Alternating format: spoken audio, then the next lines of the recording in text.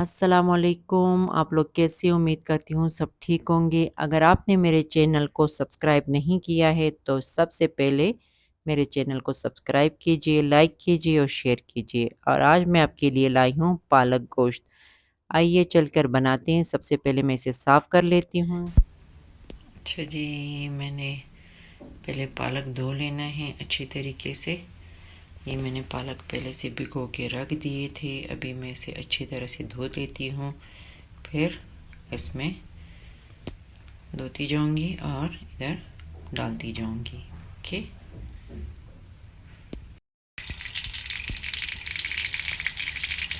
इनकी तरफ मैंने मोड़ लिया है। अभी मैं इसे अच्छी तरह धो लूँगी, बिल्कुल साफ़ कर लूँगी इसे अच्छी तरीके से। ओके, फिर हम इसको धोने के बाद अच्छी तरह मल लेंगे। धोने के बाद मैं फिर इसको वापस रख दूँगी।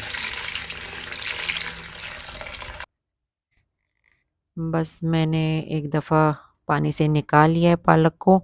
अभी इसी तरह मैं 2-3 दफ़ा निकालूँगी, अच्छी तरह से धुल जाएंगे। कुछ लोग पत्तों को पहले से ही धो लेते हैं, पालक के पत्तों को, और बाद में कटिंग करते हैं। और मैं पहले कटिंग कर लेती हूँ, उसके बाद फिर काटती हूँ। ये जी, मैंने कुकर को चूल्हे पे रख दिया है। बस अभी मैं इसमें तेल भी ऐड कर लूँगी। मैंने 2 गड्डी पालक ली थी और इसे काट लिया है। साथ ही में मैंने 1 अदद प्याज लिए, बड़ी सी प्याज ली थी। और लाल मिर्चें मैंने ली है। हस्बे ज़रूरत मैंने नमक लिया है। और गोश्त मेरे पास थोड़ा सा पड़ा था, मैंने कहा चलो भाई इसे भी डाल देते हैं। आपने जब 2 गड्डी पालक बनानी हो तो आप 1 किलो गोश्त लेना। मेरे पास थोड़ा सा पड़ा हुआ था, मैंने कहा वही डाल देती हूँ। और 3 अदद टमाटर है बराबर साइज़ के, 4 अदद मिर्चें हैं। बस इसके अलावा मैंने और कुछ भी नहीं डालना है इसमें। और तेल हस्बे ज़रूरत। आप अगर अदरक लहसुन का इस्तेमाल करना चाहे तो कर सकते हैं। मैं नहीं करूँगी अदरक का इस्तेमाल, ना ही लहसुन का इस्तेमाल करूँगी। मैंने तेल गरम कर लिया है। अभी तेल में मैं प्याज डाल देती हूँ। प्याज को हम जो है ब्राउन करेंगे, ज़्यादा ब्राउन नहीं करेंगे। प्याज आप जब भी पतले स्लाइस में काटेंगे तो आप नोट करना कि ये बहुत जल्दी ब्राउन हो जाते हैं। अगर आप मोटे मोटे काटेंगे तो ये बिल्कुल जल्दी ब्राउन नहीं होंगे। ये जी, हमारी प्याज बिल्कुल ब्राउन हो चुकी है। अभी हम इसमें टमाटर डाल लेते हैं। टमाटरों को अच्छी तरह हम गलाएंगे इसमें। पहले हम अच्छी तरह फ्राई करेंगे टमाटरों को, फिर उसके बाद हम इसे अच्छी तरह गला लेंगे।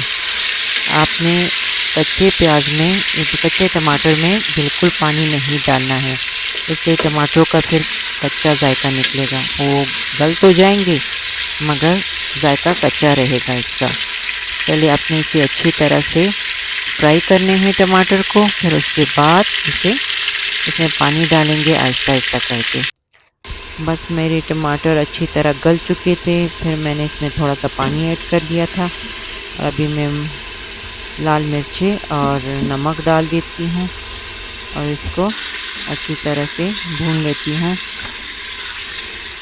और उसके बाद फिर मैं थोड़ा सा पानी फिर डालूँगी। आप भी 2-3 दफ़ा फिर पानी डालते रहना ताकि मसाला अच्छी तरह से भून जाए और तेल ऊपर आ जाए। फिर हम इसमें गोश्त डाल देंगे। गोश्त को मैंने कुकर में डाल लिया है। बस मैं इसे अच्छी तरह से भून लेती हूँ। इसकी बुनाई कर लेते हैं अच्छी तरीके से। मैंने 2 गड्डी पालक की ली थी। 1 किलो गोश्त आप डाल लेना उसमें, क्योंकि मेरे पास ये थोड़ा सा पड़ा हुआ था, मैंने वही डाल लिया है। इससे भी इसका जायका अच्छा निकल ही आएगा। गोश्त जो है वो अच्छी तरह से मैंने भून लिया है। अभी हम इसमें पानी डाल देंगे। और फिर गलाने के लिए मैं इसे रख दूँगी। मैं 3 गिलास पानी इसमें डाल रही हूँ। 3 गिलास मैंने पानी डाल लिया है प्रेशर कुकर में। आप 1 किलो गोश्त जब डालेंगे तो उसमें 4 गिलास पानी डालना है गोश्त के साथ। और अभी मैं प्रेशर कुकर का ढक्कन बंद कर दूँगी और गलाने के लिए गोश्त को रख दूँगी ताकि गोश्त गल जाए और मैं इसे 7 मिनट दूँगी। क्योंकि इसलिए मैं फिर दोबारा फिर प्रेशर कुकर में पालक को वापस डालूँगी और प्रेशर के लिए मैं 5 मिनट फिर दूँगी इसे।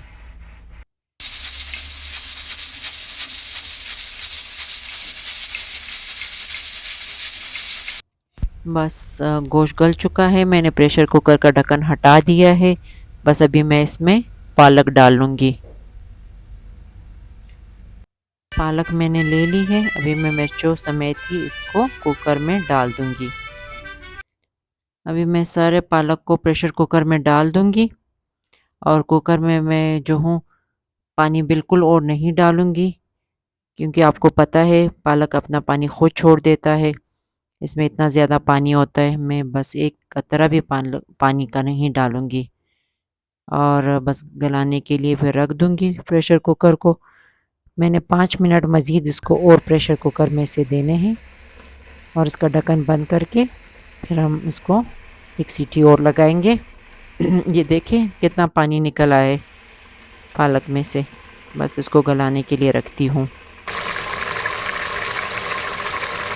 ये जी हमारे पालक बिल्कुल गल चुका है, पक भी चुका है, गल भी चुका है। अब कितना पानी पालक ने छोड़ा हुआ है। बस इससे मैं अभी गोश्त को अलग कर देती हूँ, एक प्लेट में डाल देती हूँ और फिर इसकी बुनाई अच्छी तरह करते हैं हम इसे। बस पानी थोड़ा खुश्क हो चुका है।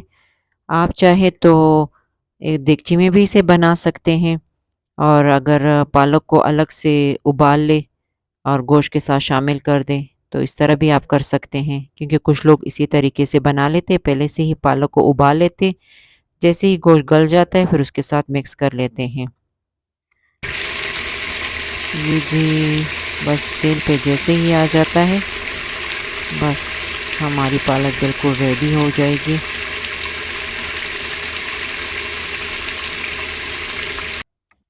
ये जी पालक का पानी अच्छी तरह से खुश्क हो चुका है और मैंने इसी स्टेज पे आके इसे छोड़ देना है क्योंकि इसलिए कुछ लोग जो होते हैं बहुत ज़्यादा फ्राई कर लेते हैं पालक को, अच्छी तरह से भून लेते हैं। तो मैंने थोड़ी-सी नमी इसमें रहने देनी है कि जब नमी रहती है तो बहुत मज़ा आता है और ज़्यादा रूखा-रूखा सा नहीं लगता है।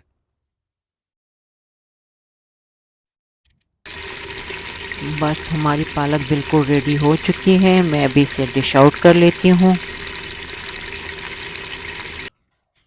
मैंने पालक डिश आउट कर ली है और पालक के साथ मैंने दही भी रखी है क्योंकि इसलिए पालक के साथ दही में खाने में काफ़ी मज़ा आता है और लस्सी हो तो साथ में और डबल मज़ा आ जाता है।